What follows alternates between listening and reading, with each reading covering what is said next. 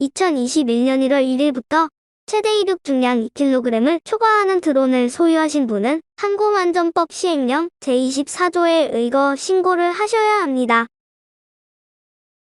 2021년부터 시행되는 드론 실명제의 주 목적은 국민의 안전을 보호하고자 하는 것이라고 합니다. 드론 보급률이 높아지면서 그만큼 사고도 늘고 있기 때문이죠. 그러므로 정부는 드론 실명제로 뺑소니 사고를 막겠다고 합니다. 드론 실명제 때문에 2kg 넘는 드론을 취미로 날리시는 분들은 이참에 가벼운 드론으로 갈아타시는 분도 계실 것 같네요. 중고 드론을 거래하는 사이트도 운영되고 있으니까요. 등록된 드론과 드론 조종자가 갈수록 늘어나고 있습니다. 과연 드론 실명제가 뺑소니 사고를 예방할 수 있을까요? 2kg이 넘는 드론은 무조건 신고하고 드론 조종자 자격증명을 4종류로 구분하는 것이 국민의 안전을 확보하는 데 얼마나 효과가 있을까요? 이번 시간에는 드론 실명제가 과연 뺑소니 사고를 줄이는데 도움이 될지 개인적인 생각을 전하고자 합니다. 먼저 뺑소니 사고를 예방하기 위해서는 사고 유형부터 파악해봐야겠죠? 통계에 따르면 대부분 조종미숙으로 드론 사고가 났습니다. 5명 중 1명꼴로 사고를 경험했다고 합니다. 사업용 드론의 경우 기체는 신고하게 되어 있고 대부분 보험에 가입하여 뺑소니 우려가 적죠. 사업용은 사고 발생 시 사업주가 책임을 지거나 보험 처리하면 되니까요. 뺑소니 사고의 경우는 사고 유발자가 본인의 기체를 포기하고 사고 현장에서 안 잡히면 그만입니다. 미신고 기체이므로 추적이 어렵죠. 즉, 지난번 부산 아파트 드론 몰카범 사건처럼 잡혀야 처벌을 받습니다. 2kg이 넘는 드론을 실명제로 하면 드론 사고 시 뺑소니 사고는 일부 줄일 수 있겠죠. 그런데 중량이 무거운 기체일수록 뺑소니 사고율이 낮습니다. 이유는 무엇일까요? 중량이 무거운 드론은 대부분 취미용보다는 사업용으로 쓰이고 있습니다. 기체 등록이 되어 있기 때문에 사고 후 추적이 쉽고 조종자 역시 뺑소니 칠 가능성이 적죠. 또한 사업용으로 사용하는 드론은 대부분 기체가 크고 값이 비쌉니다. 그러므로 사고가 난다면 소유주는 비싼 드론을 회수하려고 하겠죠. 사고는 보험 처리하면 될 것이고 사업주가 뺑소니 친다면 회사는 문 닫아야겠죠. 그렇다면 10kg이 넘는 방제용 드론은 어떨까요? 뺑소니는 생각도 안 할 겁니다. 방제 계약 시 정보 공개가 되니까요. 방제용 드론은 임야, 논밭 등 주로 인적이 거의 없는 지역에서 비행하죠. 방제 특성상 지상으로부터 일정 고도를 유지해야 하고 시계 비행하기 때문에 사고가 나더라도 단독 사고일 가능성이 높습니다. 주변 사물과의 충돌 사고나 지체 결함 등에 의한 사고가 난다 해도 일반인이 다칠 가능성은 아주 희박하죠. 만약 시내 AI 방역을 하는 경우에도 적정 비행 고도를 유지하고 조종자가 따라다니면서 조종하기 때문에 충분히 사고를 예방할 수 있습니다. 전문 조종자가 조종함으로 사고가 나더라도 사고 조치를 할 수 있죠.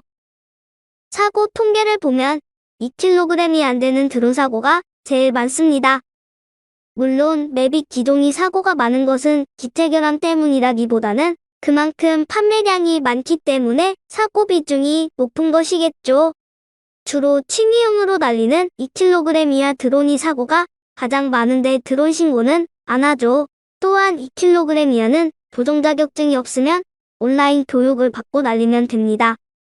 그러면 온라인 교육을 받으면 사고가 안 날까요?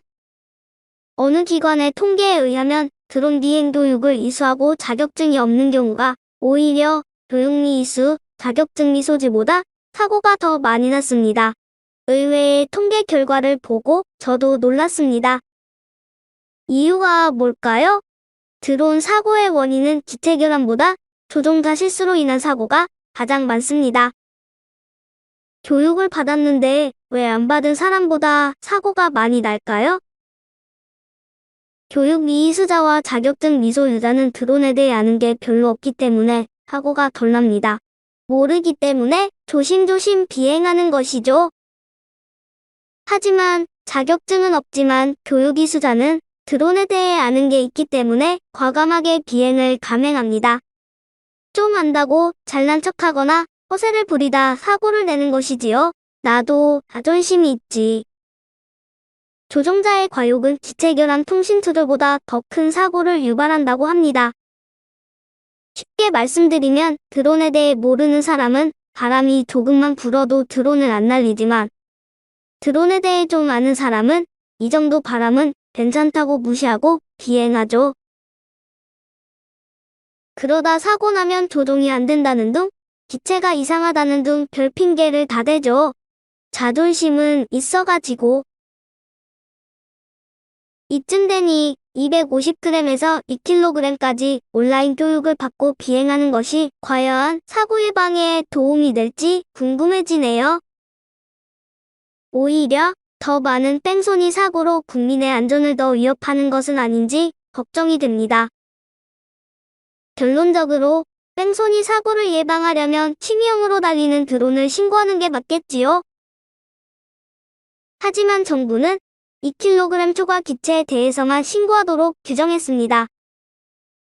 사실 비행체는 2kg이 넘는 것만 위험한 게 아니거든요. 600g의 드론이 7.5m 상공에서 추락하여 사람의 머리에 충격을 가했을 때 충격 무게는 약 41kg이나 된다고 합니다.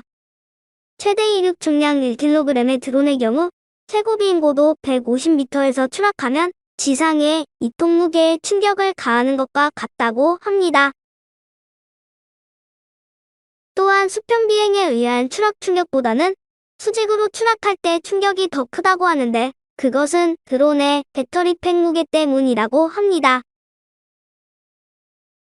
이렇게 위험한 드론인데 실제 취미용으로 날리는 드론 유저분들은 드론 신고 안 하고 날리면 제일 좋겠죠. 온라인 교육도 안 받으면 더 좋고요. 교육 안 받아도 잘 날리는 분들 많은데 말이죠. 일단 드론 실명제가 시행되면 지켜보도록 하고 이후 문제점을 찾아봐야겠네요. 세상에 쉬운 일이 어디 있나요?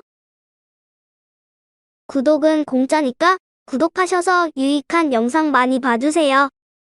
시청해주셔서 감사합니다.